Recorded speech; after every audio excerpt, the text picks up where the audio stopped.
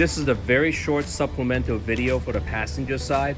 Everything is the same as the driver's side, except you have this module here for seat occupancy.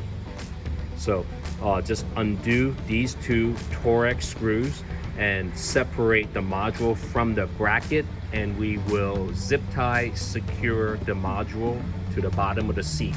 That's the only difference on the passenger side. The passenger seat is now completed with the connector zip tied and secured, as well as the module. This module is zip tied to this frame tube here. Very secured. I'm moving the whole seat, so it's definitely secure. Ready to go back in the car.